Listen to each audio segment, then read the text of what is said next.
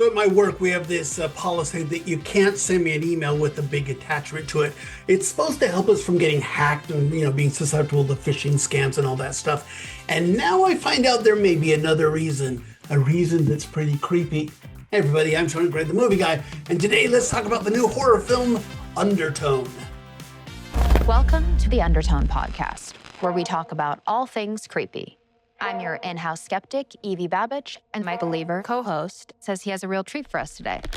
We're listening to 10 mysterious audio recordings from an anonymous email. Oh my God. Are you implying there's hidden messages in it? Let me play it back in reverse. Play the next one. Let's find out. In Undertone, Nina Kiri plays a young woman who has a podcast where she and her partner, who's played by Adam DeMarco, explore paranormal events.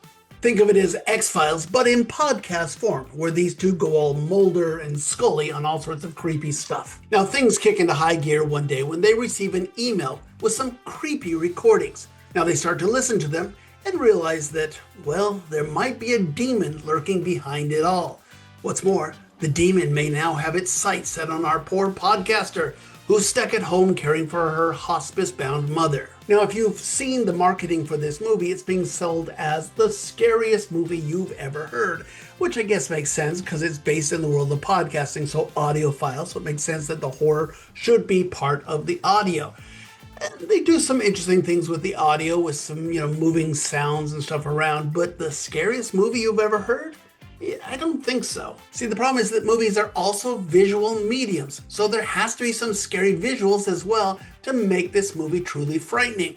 Visually, the movie is fine, but I kept hoping that the demon would appear at the end to end this film with a bang. Instead, it's all just kind of pretty basic woman stuck in a house and creepy stuff is happening around her.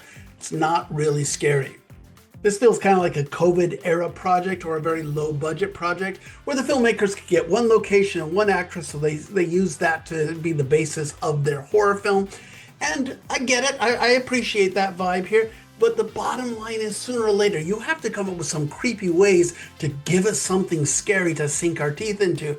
And if you don't do this one, it ends up being kind of boring. There is a recurring bit where this creepy figurine keeps moving about the house on its own. Sure, yes, that can be unnerving, but it's not really scary enough to anchor a horror film.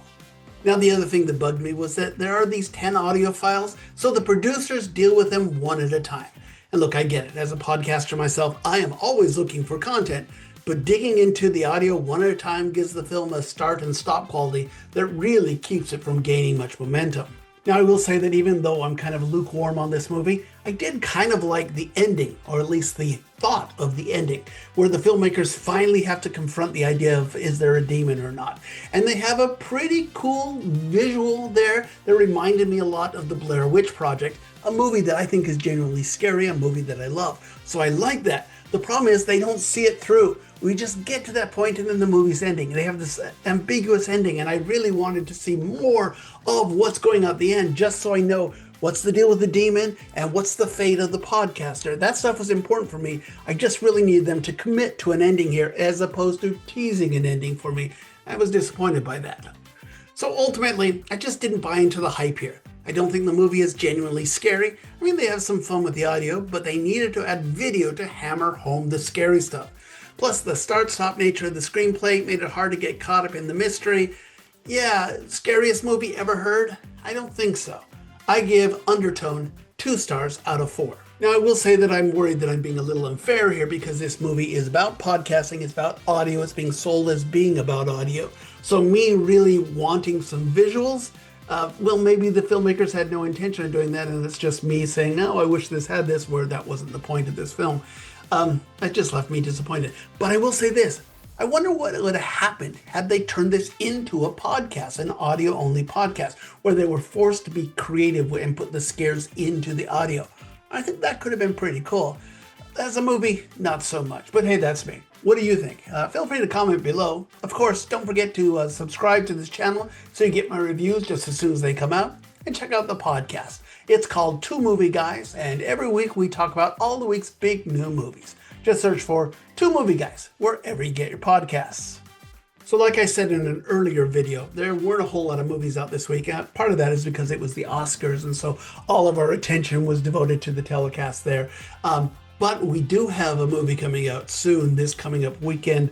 I gotta tell you, I'm so excited to tell you about this new science fiction fantasy called Project Hail Mary.